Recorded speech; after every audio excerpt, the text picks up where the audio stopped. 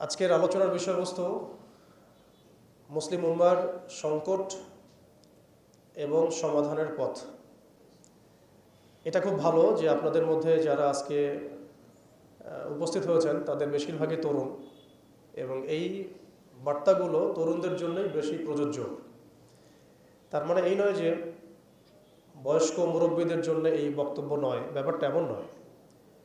তরুণ প্রজন্মের জন্য এটা খাস, কারণ আমরা আশা করছি এবং স্বপ্ন দেখছি ইনশাআল্লাহ তাআলা এই তরুণ প্রজন্মের হাতে অচিরেই উম্মার সংকটগুলো কেটে যাবে এবং আমরা আবারও সেই হারানো সেই সোনালী যে সময় সেগুলো ফিরে পাবো ইনশাআল্লাহ। প্রথম যে বিষয়টি আমি আলোচনা করতে চাই, প্রথমে আমাদের অবস্থা বোঝা জরুরি। আমরা কোন হালতে আছি এটা বোঝা জরুরি, এবং কোন হালতে আমরা ছিলাম এটা জানাও জরুরি। ভবিষ্যতে কি হতে পারে এটাও জানা জরুরি। এই তিনটা সন্ধিক্ষণ যদি আমি জানতে পারি, বুঝতে পারি, তাহলে আমি ইনশাআল্লাহ তাআলা অটোমেটিক্যালি আইডেন্টিফাই করতে পারবো যে আমার করণীয় কি। প্রথম পয়েন্টটাতে আসেন যে আমরা আসলে ছিলাম কোথায়, এই মুসলিম উম্মাহ ছিল কোথায়। আমরা তো একটা জাতি, একটা উম্মাহ, একটা দেহের মতো। একটা অংশ আঘাতপ্রাপ্ত হলে অন্য অংশ ব্যথা অনুভব করবে। আমরা এমন জায়গায় ছিলাম। আমরা নবী মুহাম্মদ সাল্লাল্লাহু আলাইহি ওয়াসাল্লামের জীবনী থেকে দেখতে পাচ্ছি যে এমন একটা সময় আজকে থেকে প্রায় 1400 বছর আগে চলে গেছে, যে সমাজটা একদম আইয়ামে জাহিলিয়াতে পরিপূর্ণ ছিল। সেখানে তাওহীদ ছিল না, সুন্নাহ ছিল না, আখিরাত ছিল না, রিসালাত ছিল না। মানুষ লাত, উজ্জা, হবল, মানাত এগুলোর উপাসনা করত, মূর্তি পূজা করত। মানুষ সুদ খেত, মানুষ জেনা ব্যভিচার করত, বেশি বেশি মদ পান করত, গোত্রীয় হানাহানিতে লিপ্ত ছিল, নারী জাতির অবমাননায় লিপ্ত ছিল। এমনকি তারা মাদকদ্রব্য নিয়ে দিনরাত সময় কাটাতো। মানে এমন একটা সমাজ ব্যবস্থা আমরা দেখেছি 1400 বছর আগে, যে সময়টাকে ইতিহাস দুইটা শব্দে আইডেন্টিফাই করে, আইয়ামে জাহিলিয়াত। এক কথায় আইয়ামে জাহিলিয়াত, অন্ধকারের যুগ। অন্ধকারের যুগ, দ্য এজ অফ ডার্কনেস, অন্ধকারের যুগ। এই অন্ধকারের যুগ আল্লাহ রাব্বুল আলামিন মাত্র 23 বছরের ব্যবধানে একটা কিতাব নাজিল করে, একজন নবীকে প্রেরণ করে, একজন নবীর সুন্নাহ দিয়ে, এবং একটা জামা, সাহাবায়ে কেরামের জামা, মানে ঐক্যবদ্ধ একটা প্ল্যাটফর্ম, এটাকে দিয়ে আল্লাহ রাব্বুল আলামিন মাত্র উইদিন 23 ইয়ার্স, মানে মাত্র 23 বছরের ব্যবধানে আল্লাহ রাব্বুল আলামিন এই সমাজের চিত্রটাকেই পরিবর্তন করে দিয়েছেন। এটা আমরা দেখেছি মাত্র 23 বছরের ব্যবধানে। তো সিরাতটা যদি আপনাদের পড়া থাকে তাহলে আপনারা বুঝতে পারবেন যে কিভাবে এই পরিবর্তনটা হয়েছে। যাদের সিরাতটা পড়া নাই তাদের বুঝতে একটু অসুবিধা হতে পারে। এই কারণে আমি আপনাদেরকে পরামর্শ দিই, যেভাবে আপনারা কোরআন শেখেন, যেভাবে হাদিসকে গুরুত্ব দিয়ে পড়েন, ঠিক সেইভাবেই নবী মুহাম্মদ সাল্লাল্লাহু আলাইহি ওয়াসাল্লামের পবিত্র জীবনীটাকে শুরু থেকে শেষ পর্যন্ত পড়ে শেষ করতে হবে। তাহলে আপনি ধাপগুলো বুঝতে পারবেন কিভাবে তিনি সমাজ সংস্কার করেছেন। না হলে বুঝতে পারবেন না। কোরআনের একটা আয়াত থেকে আপনি নিজে নিজে একটা দলিল তো বের করতে পারবেন না, একটা হাদিস থেকে আপনি নিজে নিজে একটা দলিল তো বের করতে পারবেন না। সিরাতটা যদি মাথায় থাকে, পুরো সিরাত মোবারক, পবিত্র সিরাত, তাহলে আপনি বুঝতে পারবেন কোন সিচুয়েশনে নবী সাল্লাল্লাহু আলাইহি ওয়াসাল্লাম প্রেরিত হয়েছিলেন, কিভাবে শুরু করেছেন, কিভাবে সামনে গিয়েছেন, কোন প্রেক্ষাপটে কিভাবে তিনি রিয়্যাক্ট করেছেন, এবং কিভাবে আস্তে আস্তে এই দিনটা অল্প গুটি কয়েক মানুষ থেকে পুরো জাজিরাতুল আরবের মধ্যে ছড়িয়ে পড়েছে, প্রতিষ্ঠিত হয়েছে।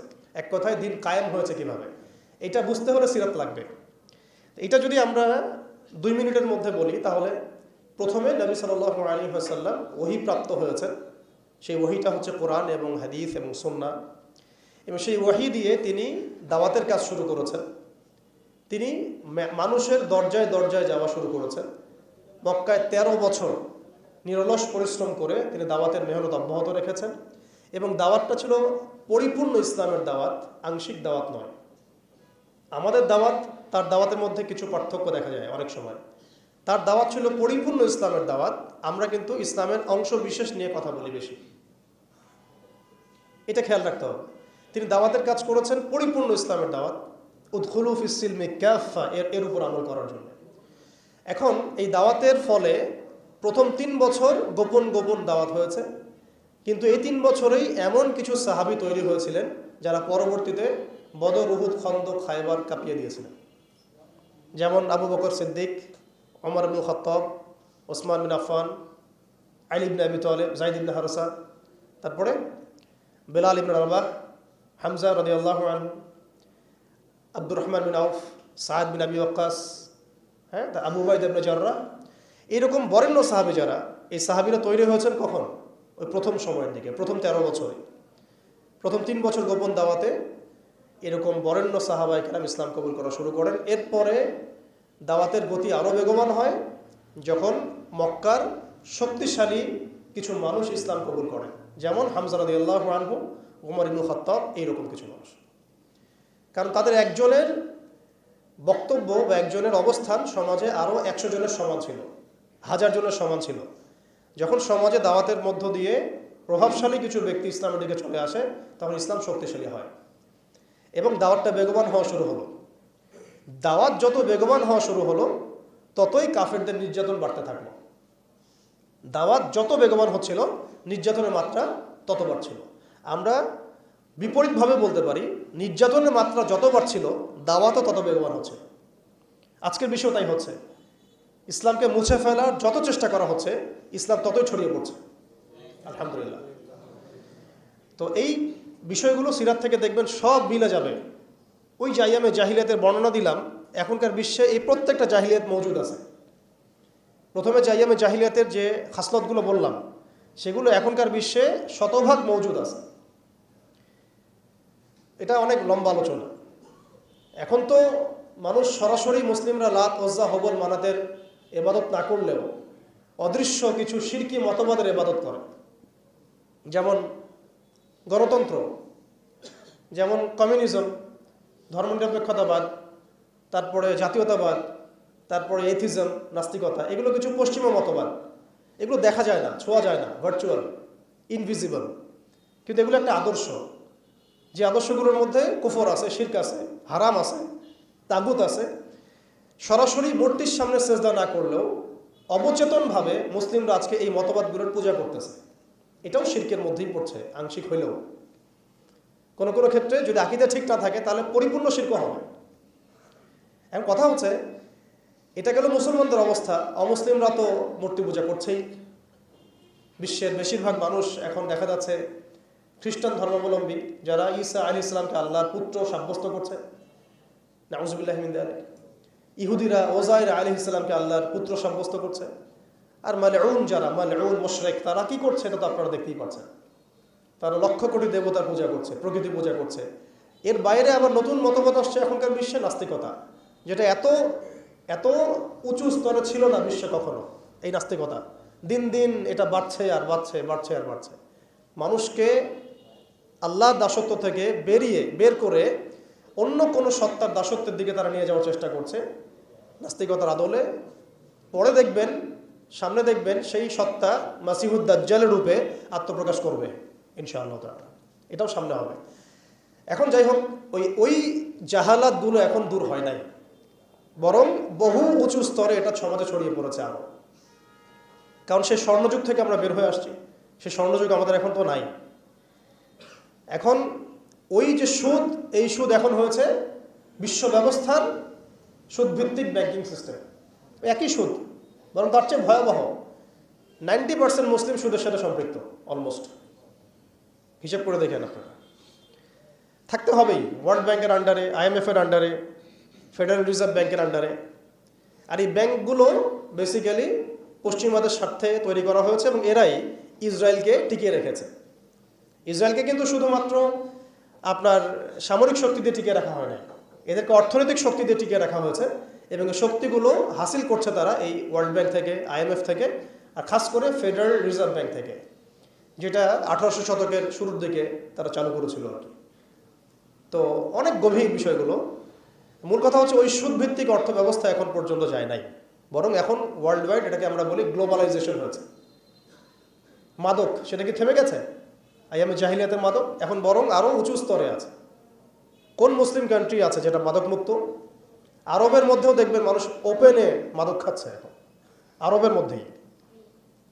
যারা গিয়েছেন, যাওয়া আসা করেন, তা তো দেখেনি। মাদক থেকে কে মুক্ত? কোন কোন ন্যাশনটা মুক্ত মুসলিমদের মধ্যে? বরং ইসলামিক কান্ট্রিগুলোতে মদকে সংবিধান দিয়ে হালাল করা হয়েছে। ইসলামিক কান্ট্রিগুলো বলি আমরা যে তথাকথিত ইসলামিক কান্ট্রি, বাংলাদেশকে তো অনেক ইসলামিক কান্ট্রি মনে করে আর কি, ঠিক আছে? পাকিস্তানকে ইসলামিক কান্ট্রি মনে করে, ইরানকে ইসলামিক কান্ট্রি মনে করে, ঠিক আছে? জর্ডানকে ইসলামিক কান্ট্রি মনে করে, লেবাননকে ইসলামিক কান্ট্রি মনে করে। ইসলামিক কান্ট্রি আর ইসলামিক স্টেট এগুলো এক না বিষয়। মুসলিম সংখ্যাগরিষ্ঠ থাকলেই একটা রাষ্ট্র ইসলামিক স্টেট হয় না, হয় না। মুসলিম সংখ্যাগরিষ্ঠ থাকলে একটা রাষ্ট্র কখনো ইসলামিক স্টেট হয় না। একটা রাষ্ট্র তখনই ইসলামিক স্টেট হয় যখন সেটা আল্লাহর আইন দ্বারা পরিচালিত হয়। তো বাংলাদেশ কি আল্লাহর আইন দ্বারা পরিচালিত হয়? সবাই জানি এটা হয় না। এটা হওয়ার ইচ্ছাও কি তাদের আছে? যারা লিডিং রোল প্লে করে তাদের তো ইচ্ছাও নাই, কারণ তারা মনে করে যে ইসলামিক আইন দিয়ে যদি রাষ্ট্র চলে তাহলে রাষ্ট্র নাকি মৌলবাদী রাষ্ট্র হয়ে যাবে, পশ্চিমারা রাগ করবে, আমেরিকা আব্বু মাইন্ড করবে, ভারত নাকি খেপে যাবে। এগুলো তারা মনে করে। এই জুজুর ভয় তারা আমাদেরকে দেখায়। এগুলো সব জুজুর ভয়।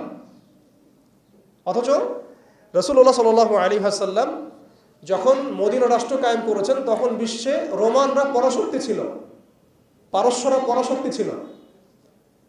মদিনা রাষ্ট্রের আয়তন এতটুকু ছিল, ছোট না, খুব বড় রাষ্ট্র ছিল না, ছোট একটা রাষ্ট্র, জনসংখ্যাও কম। মদিনার মধ্যে ইহুদিরা আছে, বনু কোরাইজা, বনু কাইনুকা, বনু নাজির আছে, পাশে আবার কিছু পত্তলিকও আছে, মদিনার ভিতরে আবার মোনাফেকরাও আছে। তাদের তাদের অস্তিত্বের উপরেই মদিনা রাষ্ট্র কায়েম হলো এবং সেখানে আল্লাহ পাকের বিধান বাস্তবায়িত হলো। কই, তখন তো আমরা এভাবে চিন্তা করি নাই যে রোমানরা খেপে যাবে, পার্সিয়ানরা খেপে যাবে। ওরা তখন সংখ্যার দিক থেকে, অস্ত্রের দিক থেকে, জনবলের দিক থেকে, মানে আপনার সার্বভৌমত্বের দিক থেকে মুসলিমদের চেয়ে অনেক শক্তিশালী ছিল। কিন্তু কোনো মুসলিম তো এভাবে চিন্তা করে নাই যে আল্লাহর জমিন, আল্লাহর আইন বাস্তবায়িত করলে ওরা আমাদের উপর খেপে যাবে, তেরে আসবে। আর আসলেই বাকি যে কয়েকবার তেরে আসছে সেই কয়েকবার তারা নাকানি চুবানি খেয়ে বিতাড়িত হয়েছে। আমরা সেই রোমানদেরকে ডিফিট করেছিলাম, সেই পার্সিয়ানদেরকে ডিফিট করেছি, সেই রোম সাম্রাজ্য, সিরিয়া, শাম এগুলো আমরা বিজয় করেছি, সে পারস্য আমরা বিজয় করেছি। যারা আমাদের এগেনস্টে দাঁড়ানোর চেষ্টা করেছে আল্লাহ পাক ধুলা বানিয়ে উড়িয়ে দিয়েছিলেন। কই, তখন তো আমাদেরকে এত নেগেটিভ চিন্তা করতে হয় নাই, ব্যাকফুট চিন্তা করতে হয় নাই। এখন হয় কেন? বিকজ আমরা সেই ইমান, সেই তাকওয়া, সেই আকীদা, সেই আমল, সেই মানহাজের মধ্যে নাই। As simple as that. আমরা এখন সেই অবস্থায় নাই, ইমানের দিক থেকে, আমলের দিক থেকে, তাসকিয়ার দিক থেকে, জামার দিক থেকে। সবচেয়ে বড় কথা হচ্ছে দিন পালনের দিক থেকে আর কি, দিন বোঝা এবং পালন করার দিক থেকে আমরা ওই জায়গায় নাই। আমরা দেখুন দিন পালন করছি আংশিক, যতটুকু আমার পক্ষে পসিবল হচ্ছে আংশিক, বুফের মতো আমরা মনে করছি, যেটা ইচ্ছা নিব, যেটা ইচ্ছা নিব না। দিন তো বুফে না। উদখুলু ফিস-সিলমি কাফা মানে হচ্ছে দিনে আমাকে পরিপূর্ণরূপে প্রবেশ করতে হবে। যখন যেটা আমার সামনে আসবে আমাকে সেটা করতে হবে। ফরজ হয়েছে নামাজ পড়তে হবে, যাকাত ফরজ হলে যাকাত দিতে হবে, হজ ফরজ হলে হজ করতে হবে। আমার এখানে অপশনাল কোনো থিঙ্কিং এর তো সুযোগ নাই। পর্দা ফরজ হলে পর্দা করতে হবে, ইভেন জিহাদ ফরজ হলে জিহাদও করতে হবে। যেটা ফরজ হবে সেটা করতে হবে, যেটা ওয়াজিব সেটা করতে হবে, যেটা সুন্নাহ সেটা আমল করতে হবে। এখানে তো আমার অপশন নাই যে আল্লাহ আমি পর্দাটুকু বাদ দিয়ে দাও আমার জন্য, নাউজুবিল্লাহ, আমার জন্য মদটাকে হালাল করে দাও, নাউজুবিল্লাহ, আমার জন্য জেনাকে হালাল করে দাও, নাউজুবিল্লাহ। এটা কি সম্ভব? কিন্তু আমরা এই সিস্টেমগুলোর মধ্য দিয়ে আল্লাহর হালালকে হারাম করছি, হারামকে হালাল করছি। তো আমি বলছিলাম ওই জাহালাতের এই না সুদভিত্তিক সিস্টেম দূর হয়েছে, আর না সেই মাদক দূর হয়েছে, আর না সেই শিরক দূর হয়েছে, আর না গোত্রীয় হানাহানি দূর হয়েছে। গোত্রীয় হানাহানি কি দূর হয়েছে? না। এখন হানাহানি গণতান্ত্রিক ভাষায় করলে জায়েজ, তাই না? গণতান্ত্রিক লেভেল দিয়ে হানাহানি, মারামারি, কাটাকাটি, মিছিল, মিটিং, শোডাউন, রাস্তায় কোপাকুপি সব জায়েজ। কিন্তু ইসলামের পরিভাষায় যদি আমরা জিহাদ ফি সাবিলিল্লাহ বলি তাহলে আজকে উঠে বাপরে বাপ কি অবস্থা, তাহলে মৌলবাদী, জঙ্গি, সন্ত্রাস। ছাত্ররা যা করেছিল জুলাইয়ে, এই কাজটার 10%ও যদি দাড়ি টুপি বলাটা করতো তাহলে মনে হয় বাংলাদেশেও সব মসজিদ সিলগালা করে দিত, সব মাদ্রাসা সিলগালা করে দিত, তাই না? মানে গণতান্ত্রিক পরিভাষায় এই ফিতনাগুলো জায়েজ, তাই না? ফিতনা মানে পরীক্ষা, ফিতনা মানে শব্দ কি? পরীক্ষা। এই পরীক্ষাই তো আমরা। কিন্তু ইসলামিক পরিভাষা যদি আমরা ইবাদত বলি, ইসলামিক পরিভাষা একটা ইবাদত, সেটা নাজায়েজ হয়ে যাচ্ছে। আর গণতান্ত্রিক পরিভাষায় তথাকথিত এই গণতান্ত্রিক রাষ্ট্রে এবং গণতান্ত্রিক এই বিশ্বে এগুলোকে তারা জায়েজ করে নিয়েছে। আফ্রিকাতে যখন পশ্চিমারা হামলা চালায় গণতন্ত্রের নামে, এটা জায়েজ হয়ে যায়। আরব বসন্তের নামে যখন বিভিন্ন কান্ট্রির মধ্যে ফাসাদ সৃষ্টি করা হয়, গাদ্দাফিকে ফেলে দেওয়া হয়, মনে আছেন আপনাদের আরব বসন্তের কথা? ইয়েমেন থেকে শুরু করে তিউনিসিয়া থেকে শুরু করে প্রত্যেকটা কান্ট্রিতে যা করলো তারা, মনে আছে তো নিশ্চয়ই? এগুলো তখন জায়েজ। মিশরে করেছে, তাই না? সোমালিয়া, কঙ্গো, ইথিওপিয়া, নাইজেরিয়া, এগুলোতে যা হচ্ছে এগুলো জায়েজ ওদের ভাষায়। ইরাকে হামলা চালানো ওদের জন্য জায়েজ ছিল, তাই না? গণতন্ত্রের ভাষায়। ওখানে লাখ লাখ মানুষ মারলেও সেটা জায়েজ। ওটা নাকি শান্তি প্রতিষ্ঠার জন্য করা হচ্ছে। তারপরে আফগানিস্তানে লক্ষ লক্ষ মানুষকে মারা হয়েছে, ওটা তখন জায়েজ ছিল। কাশ্মীরে আজকে মানুষকে মারা হচ্ছে, এটা ওদের কাছে জায়েজ হয়ে গেছে। আর কোথাও এক্সাম্পল দিবেন, চায়নার মধ্যে মারা হচ্ছে উইঘুরদেরকে, আরাকানে মারা হয়েছে, তারপরে ইয়েমেনে তো মারা হচ্ছেই সেই 15 সাল থেকেই, জর্ডানে হয়েছে, লেবাননে হয়েছে, খাস করে প্যালেস্টাইনে, খাস করে কোথায়? প্যালেস্টাইনে, গাজায়। এগুলো তারা গণতন্ত্র প্রতিষ্ঠার নামে এগুলো করলে সেগুলো জায়েজ। এবং এখানে দেখবেন 100%ই মুসলিমদের রক্ত ঝরছে, কোনো অমুসলিমের রক্ত কিন্তু ঝরছে না। তো এগুলো তাহলে এই তন্ত্রমন্ত্রগুলোকে আমরা বলি এখনকার জামানার দেবতা, যেগুলোর পূজা ওরা করতেছে। ওই জামানায় যেমন লাত, উজ্জা, হবল, মানাতের ইবাদত হতো, এখন ঠিক এই তন্ত্রমন্ত্রগুলোর ইবাদত, দাসত্ব, পূজা হচ্ছে এবং সেগুলো আমাদেরকে গেলানো হচ্ছে, আমরা যেন এগুলো হজম করি, গিলি। অথচ এগুলো আমাদেরকে ধ্বংস করার জন্যই তারা সৃষ্টি করেছিল। আমাদের চোখ এখনও সবার খোলে নাই। এই সিস্টেমগুলো আমাদেরকে কখনোই সেই হারানো ঐতিহ্য ফিরাই দিবে না। এই সিস্টেমগুলোর মধ্য দিয়েও কখনো ইসলাম কায়েম করা সম্ভব নয়। আপনারা আরও 100 বছর ট্রাই করেন, 100 বছর পরে হলেও বুঝবেন। যদি হতো 100 বছর আগেই হইতো। আরও 100 বছর ট্রাই করেন, তারপরেও যদি আক্কেল হয়। এই সিস্টেমগুলো তৈরি করা হয়েছে আমাদেরকে ওদের দাস বানানোর জন্য। আমরা যদি সংখ্যাগরিষ্ঠ আসন নিয়ে সংসদেও যাই, তবুও একটা বৈশ্বিক সিদ্ধান্ত নেওয়ার জন্য আমাকে জাতিসংঘের দ্বারস্থ হতে হবে। ও যদি আমাকে পারমিশন দেয় তাহলে আপনি করতে পারবেন, না দিলে করতে পারবেন না। ওয়ার্ল্ড ব্যাংক লোন দিলে খাইতে পারবেন, না হলে খাইতে পারবেন না। ফেডারেল রিজার্ভ আপনাকে লোন দিলে খাইতে পারবেন, না হলে খাইতে পারবেন না। তোমরা কারা আমাদেরকে খাওয়াবো? তোমরা কারা? তোমাদের কাছে কিসের পারমিশনের দরকার আছে আমাদের? রোমানদের কাছে কি নবী সাল্লাল্লাহু আলাইহি ওয়াসাল্লাম পারমিশন চাইছিলেন নাকি? পার্সিয়ানদের কাছে ওই যুগে তিনি পারমিশন চাইছেন নাকি? আমাদের স্টেট, আমাদের জমি, আমাদের দিন, আমাদের রাষ্ট্র, তুমি কি আমাদেরকে এগুলো বলার? তোমাদেরকে কে অথরিটি দিছে সারা বিশ্বের মরণগিরি করতে? কে তোমাকে বলছে যে আমেরিকা হচ্ছে এই পৃথিবীর মানে রুলিং স্টেট? এই আইডেন্টিটি তোমাকে কে দিছে? সেই বিশ্বকে শাসন করবে এই অধিকার তাকে কে দিছে? ইসরায়েল এই বিশ্বকে শাসন করবে এই অধিকার ওকে কে দিছে? কে দিছে এই অধিকার ওদেরকে? সে যেখানে ইচ্ছা তারা মুসলিমদেরকে মারবে, যেখানে ইচ্ছা আমাদের পণ্যগুলো তারা ধ্বংস করবে, আমাদের মাদেরকে ধর্ষণ করবে, বোনদেরকে রেপ করবে, আমাদের বাচ্চাদেরকে বোম মারবে, হাসপাতালে বোম মারবে। এবং এগুলো সব কিছু অপরাধ করার পরেও তাদের সামান্য ন্যূনতম সাফাইটুকু থাকবে না যে আমরা একটা অন্যায় করছি। বরং তারা উল্টা বলবে আমরা হিউম্যানিটি, গণতন্ত্র এবং শান্তি প্রতিষ্ঠার জন্য কাজগুলো করছি। এরপরে আমাদের চোখ খুলে না যে এই বিশ্বের মধ্যে আমাদের শত্রু কারা। এরপরে ওদের বানানো তন্ত্রমন্ত্রের মধ্যেই আমরা হাবুডুবু খাচ্ছি। আমরা ইসরায়েল ইস্যু নিয়ে যখন মার্চ হলো, আর অনেক কিছুই হলো বাংলাদেশে, একটা কিন্তু শব্দ খুব স্ট্রংলি আসছিল, পণ্য বয়কট, তাই না? দেখেন আমরা সবাই এতটুকু কমন সেন্স হয়েছে যে পণ্যগুলো যদি বয়কট করি তাহলে ওদের অর্থনীতির মধ্যে ধস আসবে, টাকা ওদের উপার্জন হবে না, সেই টাকা দিয়ে তারা মুসলিমদেরকে নিধন করতে পারবে না। ওদের পণ্য বয়কটের ব্যাপারে আমরা যতটা সচেতন ছিলাম, ওদের আদর্শ, মতবাদ, দর্শনগুলো বয়কটের ব্যাপারে আমরা এত সচেতন না। আমি ওদের পণ্য বয়কটের কথা বলছি, এদিকে ওদের আদর্শ দিয়ে আমি দীক্ষিত হচ্ছি। এডুকেশনের মধ্যে ওর আদর্শ, ইকোনমির মধ্যে ওর আদর্শ, পলিটিক্সে ওর আদর্শ, নির্বাচনের মধ্যে ওর আদর্শ, তারপরে আপনার এই কি বলবো সংস্কৃতির মধ্যে ওদের আদর্শ, সামাজিক রীতিনীতি কৃষ্টি কালচার ওদের আদর্শ, ইভেন আমাদের ড্রেস আপ গেট আপ চলাফেরা কথাবার্তা ওঠা বসা এভরিথিং তাদের আদর্শের মধ্যে। আবার এদিকে নামাজে বলছি গায়রিল মাগদুবি আলাইহিম ওয়ালাদ-দাল্লিন, এর অর্থও বুঝি না আমরা।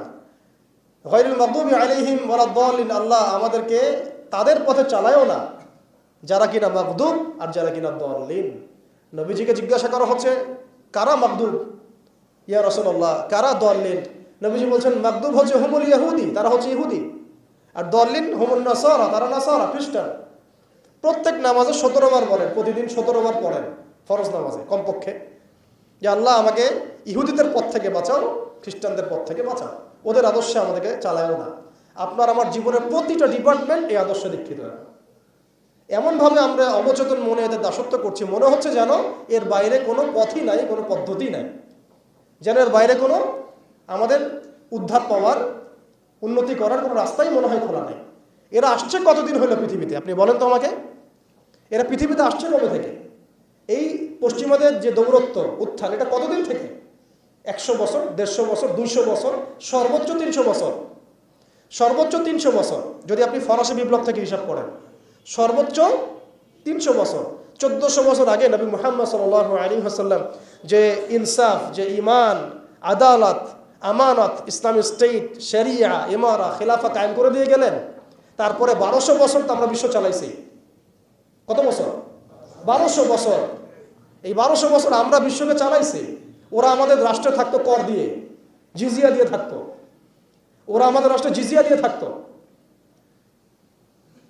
আমাদের ব্যাক টু ব্যাক জিহাদ হয়েছে ওদের সাথে, জিহাদ হয়েছে, কিতাল হয়েছে, ক্রুসেড হয়েছে। কখনো তো আমরা এরকম করে চিন্তা করি নাই। এটা নতুন ওয়ার্ল্ড অর্ডার আসছে, বিগত 200, 250, 300 বছর থেকে বিশ্বে একটা নতুন ওয়ার্ল্ড অর্ডার নিয়ে আসছে তারা। এবং এই ওয়ার্ল্ড অর্ডারটা তারা কায়েম করেছে একটা উদ্দেশ্যে, সেটা হচ্ছে তারা এই বাইতুল মুকাদ্দাস এবং হোলি ল্যান্ড, পবিত্র ভূমিটাকে লিবারেট করতে চায় এবং সেখান থেকে তারা দাজ্জালের শাসন কায়েম করতে চায়। বাস, খালাস, আর কিচ্ছু নাই।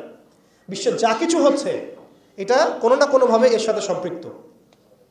ওদের জাতিসংঘ তৈরি করা, ওদের এই ব্যাংকিং সিস্টেম, ওদের এই পলিটিক্যাল সিস্টেমগুলা, খিলাফাকে ধ্বংস করা, মুসলিমদেরকে এইভাবে টুকরা টুকরা করে বিভক্ত করে ফেলা, মুসলিমদেরকে নিধন করা, ওদের সামরিক যে উন্নতি, হ্যাঁ, ওদের জনসংখ্যা, ওদের যে প্রযুক্তিগত উন্নয়ন, সব কিছু দেখবেন আস্তে আস্তে আস্তে আস্তে ওই বাইতুল মুকাদ্দাসে গিয়ে থাকবে।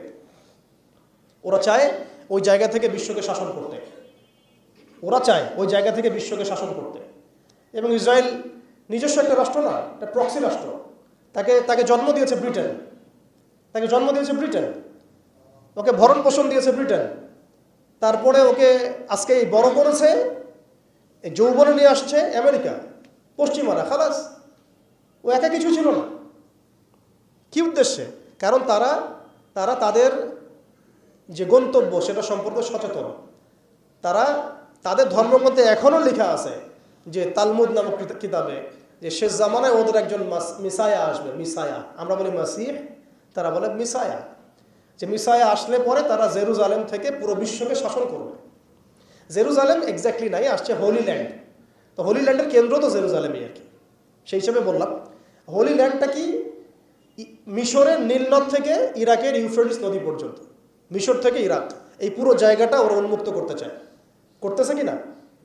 করতেছে কিনা? একটু একটু একটু একটু করে তারা এই মিশনের দিকে হেঁটে যাচ্ছে। এবং যারাই ওদের পথে বাধা দেবে তাদেরকে তারা ধ্বংস করে ফেলবে। আরবের মুনাফিকরা এমনি তাদের তাবেদার হয় নাই, কারণ ওদেরকে তারা এই ভয়ে, জুজুর ভয়ে রেখে দিয়েছে। বিশ্বাস করেন, এই FBI, তারপর CIA, বাকি যারা যারা ওদের গোয়েন্দা সংস্থারা আছে, এরা সবাই কোনো না কোনোভাবে আরবকে নিয়ন্ত্রণ করছে। শুধু তাই না, ওদের আদলে প্রত্যেকটা সেকুলার মুসলিম কান্ট্রিকে সাজানো হচ্ছে। ওই ধাঁচেই সামরিক বাহিনীগুলো কাজ করছে।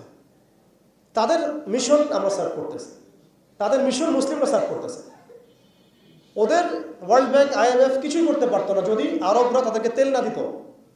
শুধু তেল দিয়েছে তাই নয়, বরং তার একটা পেট্রো ডলার মনিটরিং সিস্টেম চুক্তি করেছে। পেট্রো ডলার মনিটরিং সিস্টেম, এটাকে আমরা বলি পেট্রো ডলার চুক্তি। এই চুক্তি ডলারকে বিশ্বের মানে লিডিং কারেন্সি বানাইছে। ডলারের কি মূল্য আছে যে আমাকে এত টাকা দিয়ে $1 কিনতে হবে? এটার পিছনে আছে পেট্রো ডলারের ইতিহাস। এই কারণে আজকে ডলার সারা বিশ্বকে ডমিনেট করতেছে। আপনি ডলারের বাইরে চিন্তাই করতে পারবেন না। ওয়ার্ল্ডে মাত্র 3টা কান্ট্রি আছে যে 3টা কান্ট্রি ওদের এই সিস্টেমের বাইরে থাকে। আর যারা থাকে তাদেরকে যে ওরা কত রকম চাপ দিচ্ছে এটা তো আপনারা জানেন। আশ্চর্যের বিষয় হচ্ছে ওই 3টা মাত্র কান্ট্রির মধ্যে কোনো মুসলিম কান্ট্রি নাই ইরান ছাড়া।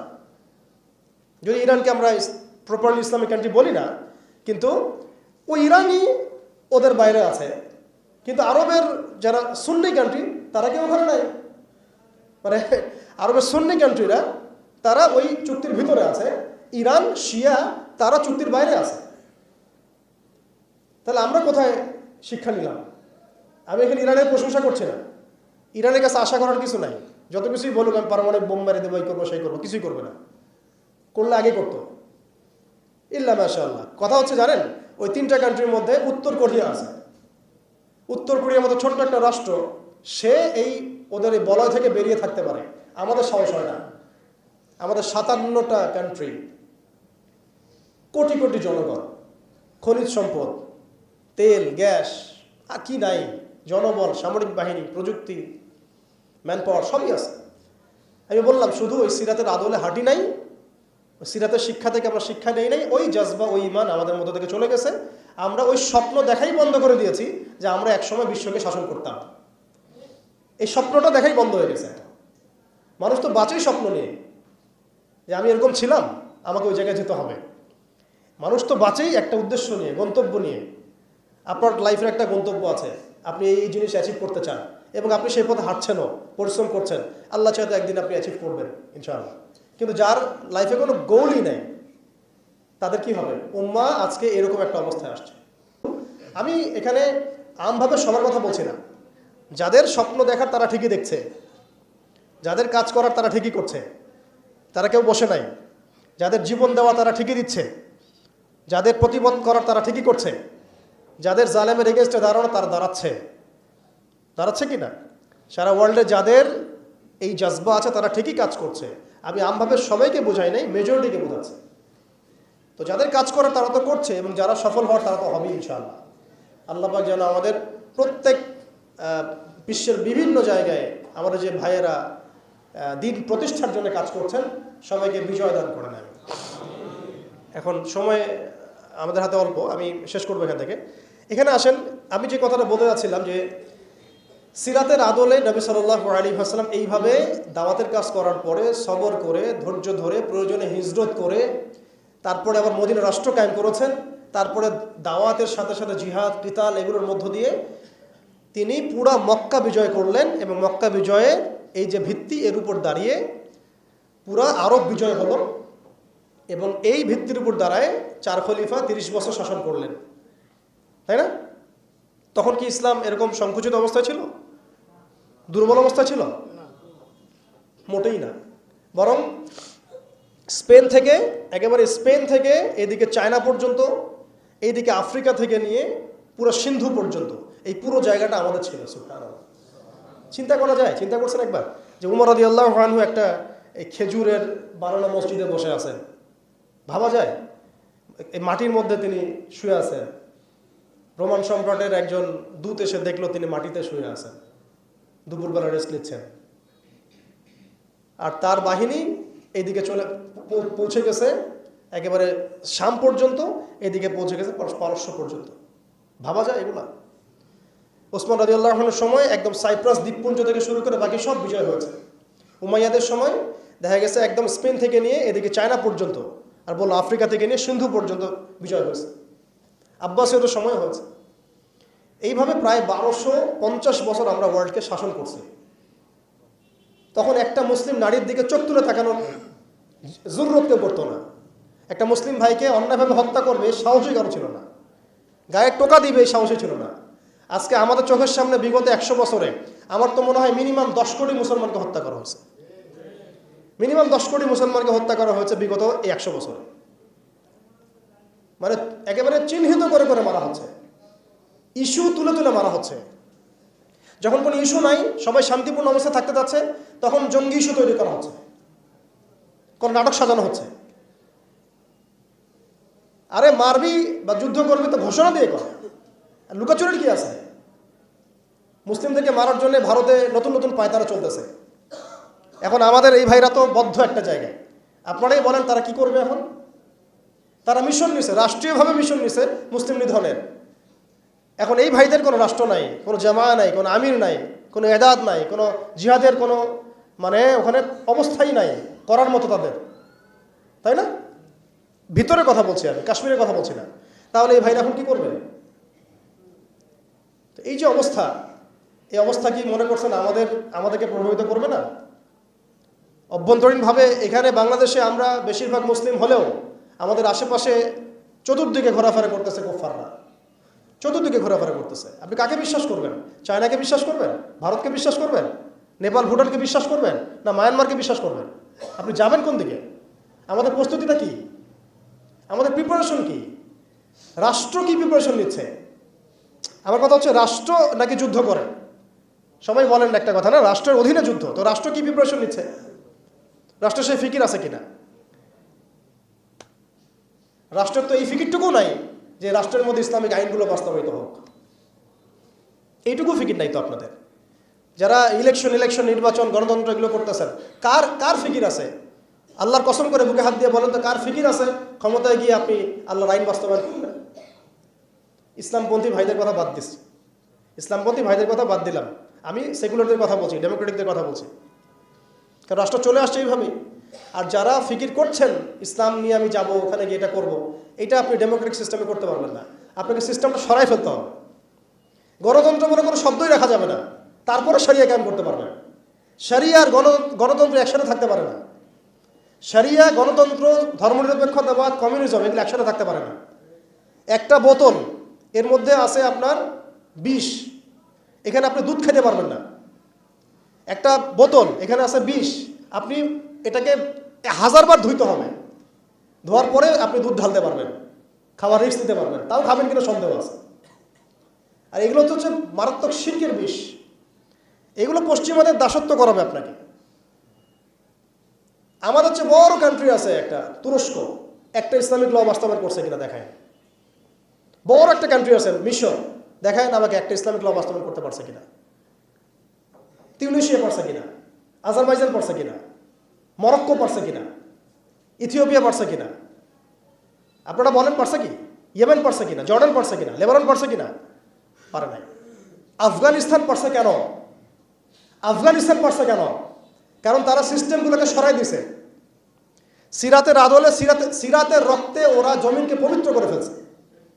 সিরাতের আদলে জিহাদের মাধ্যমে রক্ত দিয়ে পশ্চিমাদেরকে বিতাড়িত করে ওরা জমিনকে পবিত্র করে শরিয়া কায়েম করছে। এটাই শরিয়া কায়েম করার রাস্তা, আর কোনো রাস্তা নাই। আপনি যতই তন্ত্রমন্ত্রের ধার ধারেন না কেন, আপনি কখনোই সফল হতে পারবেন না। লিখে নেন, কাজ করতে থাকেন, দেখেন। ফান্তাজিরু ওয়া ইন্না মাআকুম মিনাল মুনতাজিরিন। কোনো সমস্যা নাই। আফগান পারছে এই কারণেই, কারণ তারা পশ্চিমাদের তন্ত্রমন্ত্রের গোলক ধাঁধায় পড়ে নাই। তারা সিরাতের রাস্তায় হাঁটছে। ওকে, আমাদের সাথে লড়বা, আমরাও তোমাদের সাথে লড়বো। ঠিক আছে, হয় তোমরা থাকবে, না হলে আমরা থাকবো। হয় তাওহীদ থাকবে, না হলে শিরক থাকবে। হয় শরিয়া থাকবে, না হলে তোমাদের তন্ত্রমন্ত্র থাকবে। এই লড়াই যখন হইতে এক পর্যায়ে 20 বছর সময় লাগলেও সেটা আজকে বাস্তবায়ন হয়েছে।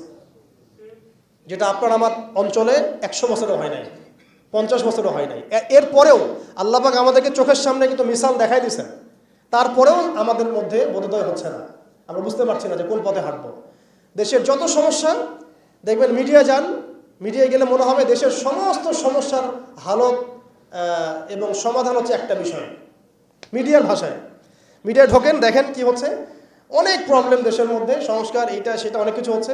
ভাবখানা এমন যে সব কিছু থেকে উদ্ধার করবে আমাকে একটা শব্দ, তার নাম নির্বাচন। তার নাম মানে নির্বাচন হলেই সব সমাধান হয়ে যাবে। বাস খালাস, এটা আমাদের আকীদা, আমাদের চিন্তা এরকম ভাই।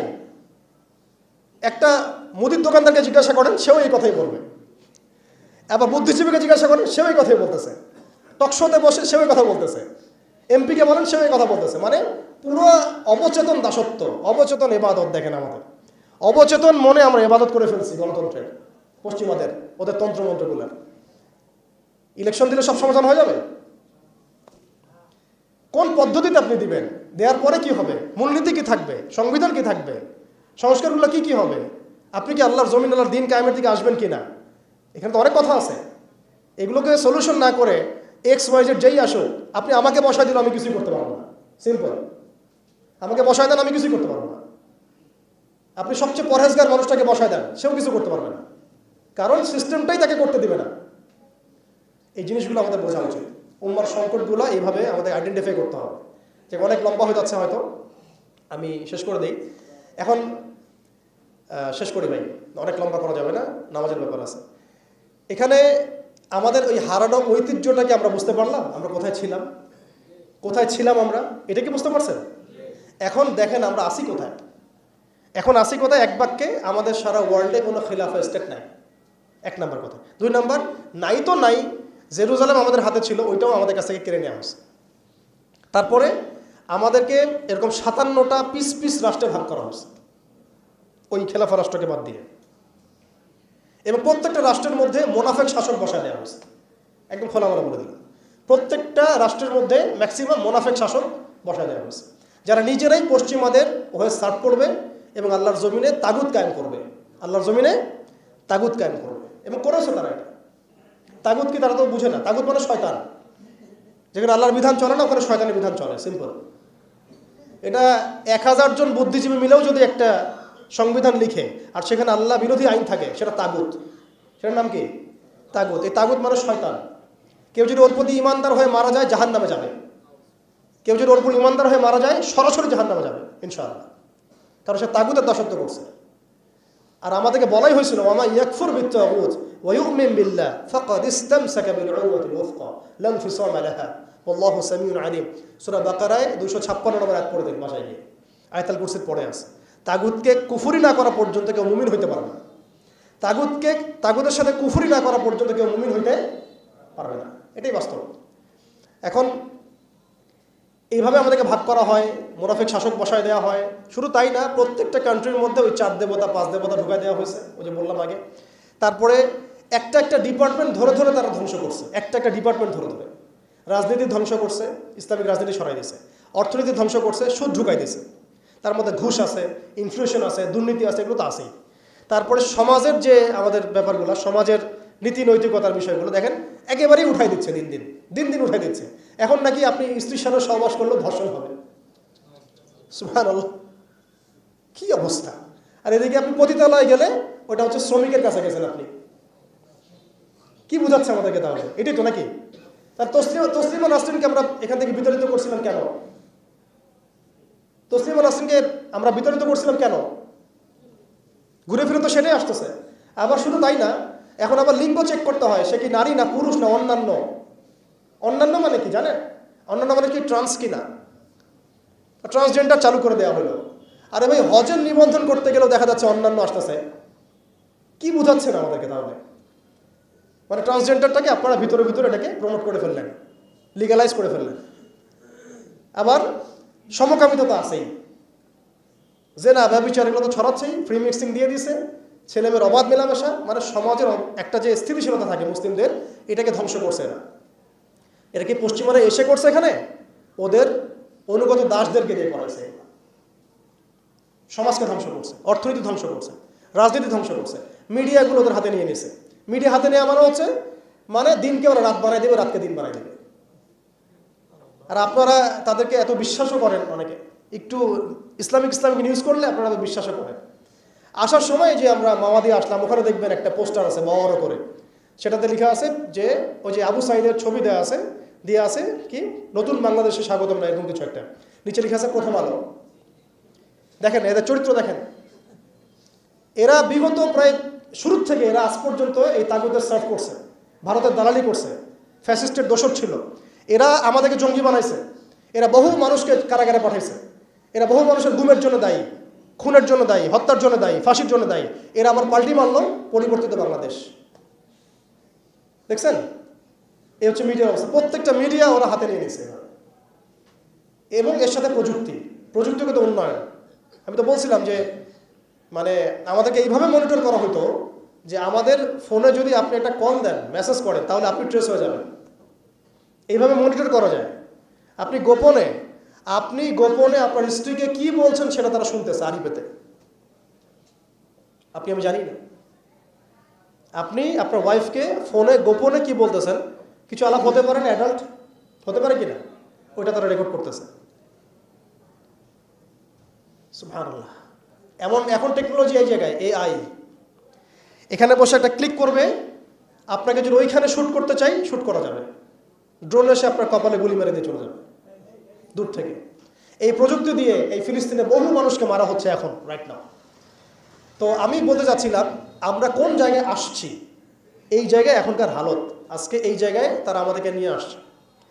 এখন প্রশ্ন হচ্ছে যে এই ওদের যে মানে অগ্রগতি, আমাদের যে অধঃপতন, এই জিনিসটার জন্য কি শুধু তারাই দায়ী না আমরাও দায়ী আছি? শুধু কি তারাই দায়ী না আমরা দায়ী আছি? আমরা আমাদের আগে দোষগুলো খুঁজে বের করব, আমরা নিজেরা আমাদের আগে ল্যাকিংসগুলোকে খুঁজে বের করব। আপনি দেখবেন, খুঁজতে থাকেন, প্রথম ল্যাকিংস পাবেন আপনি আমি, বেশিরভাগ মানুষই জীবনের মৌলিক উদ্দেশ্য থেকে সরে গেছে। আমরা দুনিয়াদার হয়ে গেছি ভাই। আমরা এই দুনিয়াতে এইভাবে থাকার জন্য আসি নাই। আল্লাহ পাক আমাদেরকে পাঠাইছেন এই দুনিয়াতে দুইটা কাজ দিয়ে। একটা হচ্ছে আল্লাহর ইবাদত করতে হবে এবং তার জমিনে দিন কায়েম করতে হবে। এখানে আমি অন্য কোনো উদ্দেশ্যে আসি নাই, আমরা মুসাফির এখানে সবাই। আল্লাহ পাক বলেছেন, ওয়া মা খালাকতুল জিন্না ওয়াল ইনসা ইল্লা লিয়াবুদুন, আর ইন তানসুরুল্লাহা ইয়ানসুরকুম ওয়া ইউসাব্বিত আকদামাকুম ওয়ালা তামুতুন্না ইল্লা ওয়া আনতুম মুসলিমুন। কতগুলো আয়াত আছে। ইন্নাল্লাহা লা ইউগাইয়িরু মা বিকওমিন হাত্তা ইউগাইয়িরু মা বিআনফুসিহিম। আয়াতের পর আয়াত বলা যাবে আমাদেরকে এই দুনিয়াতে পাঠানো হয়েছে দুইটা কাজ। আমাদেরকে আল্লাহর ইবাদত করতে হবে এবং আল্লাহর জমিনে তার দিন কায়েম করতে হবে। এটা আমাদের কাজ, বাকি সব কিছু গৌণ, এগুলো মুখ্য কাজ, মেইন। এবং আমাদেরকে দিন দেয়া হয়েছে কেন? হুয়াল্লাযী আরসালা রাসূলাহু বিল হুদা ওয়া দীনিল হক লিইয়ুযহিরাহু আলা দীনি কুল্লি। এই দিনটা আল্লাহ পাক দিয়েছেন এই কারণেই, যাতে এই দিন অন্য সমস্ত দিনের উপর জয়লাভ করে। তো জয়লাভ কখন করবে? যখন আমরা ফিকির করবো তখন। এটা কি আব্রাহার যুগ যে আবাবিল পাখি এসে পাথর ছুটবে? বলেন, এখন পাথর আপনাকে আমাকে ছুটতে হবে? এটা তো আব্রাহার যুগ না। নবী সাল্লাল্লাহু আলাইহি ওয়াসাল্লাম শুধু দোয়া দিয়েই কি সব হয়েছে? দোয়ার সাথে চেষ্টা করেন নাই তিনি? এমনকি বদর যুদ্ধের দিনও তিনি কূপ দখল করলেন, ভালো জায়গাটাতে শিবির গাড়লেন, সৈন্য বিন্যাস করলেন, সব কিছু যখন ঠিকঠাক মতো হয়ে গেল, তারপরে বৃষ্টি আসলো আল্লাহর পক্ষ থেকে, তিনি দোয়া করা শুরু করলেন। এই দোয়ায় আল্লাহ পাক ফেরেশতা নাজিল করলেন। তাহলে কি আমাদের কাছে একমুখী না সব কিছু করতে হবে? এখন আমাদেরকে এই ল্যাকিংসগুলোকে খুঁজে বের করতে হবে। আমাদের ল্যাকিংস কোথায়? এই ইমানের দুর্বলতা, জীবনের উদ্দেশ্যে দুর্বলতা। আমরা দুনিয়াদার হয়ে গেছি, ভোগবিলাসী হয়ে গেছি, আমরা আমাদের ঐতিহ্য ভুলে গেছি, আমাদের শেকড় ভুলে গেছি, আমলে ঘাটতি হয়ে গেছে, হারামখোর হয়ে গেছি, আমরা জেনাকার হয়ে গেছি, আমরা ফ্রি মিক্সিং করতেছি, পরকীয়া করতেছি, ঘুষ খাচ্ছি, দুর্নীতি করতেছি, সুদ খাচ্ছি, আমরা করতেছি। এগুলো পশ্চিমারা করতেছে না। আমাদের ল্যাকিংসগুলোকে আমাদেরকে দূর করতে হবে। ইলমের ঘাটতি হচ্ছে, আমলের ঘাটতি হচ্ছে, আলেমদের সাথে সহবত নাই, তাসকিয়া নাই, পড়াশোনা নাই। কি করতেছি ভাই আমরা? আসলে কি জন্য আসছি আর কি করতেছি? এইখান থেকে ভবিষ্যৎটা হচ্ছে এই যে ইনশাআল্লাহ এই দিন বিজয় লাভ করবেই। আজকার কাল হোক, আল্লাহ পাক এমন জামা, এমন ইমারা, এমন আল্লাহর সেনাবাহিনী তৈরি করবেন যারা আস্তে আস্তে আস্তে আস্তে বাইতুল মুকাদ্দাস পর্যন্ত জয় করবে। এটা লেখা হয়ে গেছে। ইমামুল মাহদী আসবেন, লেখা হয়ে গেছে, এবং তার অনুসারী তৈরি হয়ে যাবে, লেখা হয়ে গেছে। দাজ্জালের বাহিনীও তৈরি হবে, এটাও লেখা হয়ে গেছে। দাজ্জাল তার অনুসারী ইহুদিদেরকে নিয়ে এই বিশ্বকে 40 দিন শাসন করবে, এটাও লেখা হয়ে গেছে। এবং তারপরে ঈসা আলাইহিস সালাম তাকে হত্যা করবেন প্যালেস্টাইনের বাবেলুদ নামক জায়গায়, এটাও লেখা হয়ে গেছে। মহাযুদ্ধ মালহামা আসবে, এটাও লেখা হয়ে গেছে। এক কথা হচ্ছে এগুলো যেহেতু হবেই, লাউহে মাহফুজে লেখা হয়ে গেছে কুদিয়াল আমর, তাহলে আমাদেরকে তো আমাদের কাজগুলো এখন বের করে ফেলা উচিত। আমাদের কাজ কি করতে চান? আদৌ সেই বিজয় কাফেলে আমরা শরীক হতে চাই কিনা, নাকি এইভাবেই আমরা দিন যাবে রাত যাবে, খাবো দাবো, ফুর্তি করবো আর মারা যাবো, এটাই কি আমাদের উদ্দেশ্য কিনা? আমাদেরকে আমাদের লক্ষ্য আগে ফিক্স করতে হবে। লক্ষ্য ফিক্স করতে হলে কয়েকটা কাজ মোটা দাগে বের হয়, আমি 1 মিনিটে বলে শেষ করে দিচ্ছি। সেটা হচ্ছে ভাই, আমাদের সবাইকে আগে তওবা করে আল্লাহর দিকে ফিরে আসতে হবে, প্রথম কাজ এটা। কারণ নাপাক কলব দিয়ে, নাপাক হৃদয়ের মধ্যে আপনি কখনো দিনের ফিকিরগুলোকে ঢুকাইতে পারবেন। কলবকে পবিত্র করতে হলে আমাকে আগে তওবা করে আল্লাহর দিকে ফিরতে হবে। আল্লাহর দিকে ফিরে আসেন, নিজের জীবনটাকে মূল্যায়ন করেন। আসেন আমরা সবাই মিলে একটা কাজ করি, অন্তত পক্ষে একটা সময় আমরা সবাই মিলে একটা চেষ্টা করি, ফলাফল আল্লাহর হাতে, আল্লাহর জমিনে আল্লাহর দিন কায়েম করা যায় কিনা চেষ্টা করে দেখি ইনশাআল্লাহ। এবং সেটা আমাদেরকে তো আল্লাহ পাক পুরো বিশ্বের জিম্মাদার করেন নাই, আমরা এই অঞ্চলে থাকি, এই অঞ্চলে অন্তত আমাদের চেষ্টা করা উচিত। অন্য অঞ্চলে তো ভাইরা চেষ্টা করছেই। আফগানের ভাইরা তো আমাদের জন্য পরোয়া করে বসে থাকে নাই, থাকছে? থাকে নাই। ওই আফ্রিকার ভাইরাও তো বসে নাই, এদিকে হামাসের ভাইরাও বসে নাই। কেউ কি বসে আছে? দেখেন, যাদের কাজ করা তারা কিন্তু ঠিকই করতেছে। আমাদের অঞ্চলের কনফ্লিক্টটা আপনি এড়াইতে পারবেন না। আমাদের অঞ্চলের কনফ্লিক্টটা হচ্ছে এই উগ্র হিন্দুত্ববাদীদের এগেনস্টে। এটা আজ হোক আর কাল হোক আপনারা বুঝতে পারবেন। এর একটা বড় মিশন নিছে, অখণ্ড ভারত তারা করতে চায়। এটা স্পষ্ট এজেন্ডা ওদের। এই এজেন্ডার মধ্যে বাংলাদেশ বাইরে না, বাংলাদেশ অন্তর্ভুক্ত আছে। আমাদেরকে প্রিপারেশন নিতে হবে, সব দিক থেকে প্রিপারেশন নিতে হবে। সবচেয়ে বড় প্রিপারেশন আল্লাহর দিকে ফিরে আসা, পরিপূর্ণ ইসলামে প্রবেশ করতে হবে। উদখুলু ফিস-সিলমি কাফা, একদম। আর ওই যে একটা প্রথমে বললাম, ইত্তাকুল্লাহ ইত্তাকুল্লাহ ওয়ালা তামুতুন্না ইল্লা ওয়া আনতুম মুসলিমুন, পরিপূর্ণ মুসলিম হয়ে যেতে হবে। আল্লাহর ভয় নিয়ে আসা, আল্লাহর কাছে আত্মসমর্পণ করা, পরিপূর্ণ মুসলিম হয়ে যাওয়া, আল্লাহর সব আদেশগুলো মানা, নিষেধগুলো ছেড়ে দেওয়া, নবীর সব আদেশ মেনে চলা, নবী যে নিষেধ করেছেন সেগুলো ছেড়ে দেওয়া সাল্লাল্লাহু আলাইহি ওয়াসাল্লাম। একই সাথে হালাল খাইতে থাকা, হারামে না যাওয়া, পরিবার ঠিকঠাক করে ফেলা। যদি ঠিক না হয় অন্তত একা হইলে একাই চলতে হবে। এটা আপনার জীবন, হিসাব আপনার, কবর হাসর আমার, যার যার তার। এটাতে কারো জন্য কারো পরোয়া করার কোনো সুযোগ নেই, কারো জন্য কারো বসে থাকার কোনো সুযোগ নেই। আমাকে আমার রাস্তায় চলতে হবে। অতএব এটা ঠিক করে ফেলা, পাশাপাশি আমাদের সন্তানদেরকে মানুষ করার চেষ্টা করা, এবং খাস করে আমাদের তরুণ ভাইদেরকে এই ইমানের পথে নিয়ে আসা। তাদেরকে দিয়ে হবে ইনশাআল্লাহ। আমরা প্রমাণ দেখেছি তাদেরকে দিয়ে হবে, এটা আমরা বিশ্বাস করি। শুধু তাদেরকে ঠিকভাবে নার্সিং করতে হবে। ভুল পথে যেন রক্ত না যায়, ভুল পথে যেন রক্ত না যায়। আজকে আবু সাইদ জীবিত থাকলে এই কথাটাই বলতো, এই জন্য রক্ত দিয়েছিলাম নাকি, আমি কি এই জন্য রক্ত দিয়েছিলাম নাকি? আজকে মুগ্ধ থাকলে এই কথাই বলতো, আমি এই জন্য রক্ত দেই নাই। যা করতেছেন আপনারা, আর বেশি বললাম না, যা করতেছেন আপনারা, শহীদ ভাইরা জীবিত হইলে তারা এই কথা বলতো, এই জন্য আমরা রক্ত দেই নাই। এখন আমাদের এই প্রজন্মের ভাইদেরকে বোঝাতে হবে, দাওয়াতের কাজ বাড়াতে হবে, ওলামা ইকরামের সহবত লাগবে, ইলম লাগবে, তারপরে তাসকিয়া লাগবে, আধ্যাত্মিকত্বর দরকার আছে, ব্যাপক পড়াশোনা করতে হবে, আমল বাড়াই দিতে হবে, এবং সময় নষ্ট করা যাবে না। এর পাশাপাশি আমাদের প্রয়োজন হবে একটা জামাআবদ্ধ হওয়া। প্রত্যেকটা জায়গায় তাওহীদপন্থী ভাইদেরকে জামাআবদ্ধ হয়ে যেতে হবে। বড় পরিসরে জামা হোক না হোক, ছোট ছোট জামাগুলো হয়ে যাক, ছোট ছোট জামাগুলো প্রত্যেকটা জায়গায় হয়ে যাক। এলাকা ভিত্তিক কাজ করেন, মসজিদ ভিত্তিক কাজ করেন, আপনি অ্যাসোসিয়েশন করে কাজ করতে থাকেন। ইনশাআল্লাহ একদিন না একদিন আল্লাহ চান তো বড় জামাও ক্রিয়েট হয়ে যাবে ইনশাআল্লাহ। আমাদের লাগবে আমির, লাগবে মামুর, লাগবে সাম ওয়া তাআ, আমাদের লাগবে একটা চেইন অফ কমান্ড, এবং এদাদ লাগবে, প্রস্তুতি লাগবে, শারীরিক প্রস্তুতি, মানসিক প্রস্তুতি, আত্মিক প্রস্তুতি। যখন সময় আসবে ইনশাআল্লাহ আমরা ঝাঁপাই পড়বো ইনশাআল্লাহ। এখন এখানে দাওয়াতের ক্ষেত্র চলতেছে, বাংলাদেশে এখন দাওয়াতের মেহনত বাড়াতে হবে, ব্যাপক দাওয়াতের কাজ করতে হবে। এখানে বাংলাদেশের অভ্যন্তরে সশস্ত্র যুদ্ধের কোনো এখানে মাসালা নাই, সুযোগ নাই। হ্যাঁ, ওরা যদি আমেরিকা হয়ে আসতে চায় আমরা তালেবান হয়ে যাব, খালাস। ওরা যদি ইসরায়েল হয়ে আসতে চায় আমরা হামাস হয়ে যাব। কিন্তু যদি এই অবস্থা না থাকে, শান্তিপূর্ণ অবস্থা, তাহলে আমাদের এখানে দাওয়াতের মেহনত বেগমান থাকতে হবে। এখন সে হালত চলতেছে, অর্থাৎ আমাদের সবাইকে দাওয়াতের কাজে আত্মনিয়োগ করতে হবে, এই যোগ্যতা তৈরি করতে হবে, এবং এলাকা ভিত্তিক জামা গঠন করে ফেলতে হবে। এবং সবচেয়ে বড় কথা, ইসলাম তো পালন করবই, এর পাশাপাশি অনইসলামিক যে কুফরি আকীদা, শিরক, বেদাত, এগুলো সম্পর্কে আমাদের জানতে হবে। সমস্ত হালাল হারাম আইডেন্টিফাই করতে হবে, এগুলো থেকে দূরে থাকতে হবে। এমন যেন না হয় যে আমি সঠিক পথেও চলতেছি আবার গলদ আকীদার মধ্যেও আছি, আমি ভালো কিছু নিয়াতে হাঁটছি আবার দেখে কবিরা গুনাহ করতেছি, এমন যেন না হয়। নিজেকে একেবারে আকীদা আমল সব দিক থেকে পরিশুদ্ধ করে নেওয়া। আল্লাহ পাক আমাদের সবাইকে, খাস করে আমাদের তরুণ ভাইদেরকে, এবং যারা যারা আমরা এই বয়ান শুনলাম বা শুনছি বা শুনবো ইনশাআল্লাহ, সবাইকে আল্লাহ রাব্বুল আলামিন এই জমিনে দিন কায়েমের জন্য কবুল করে নেন।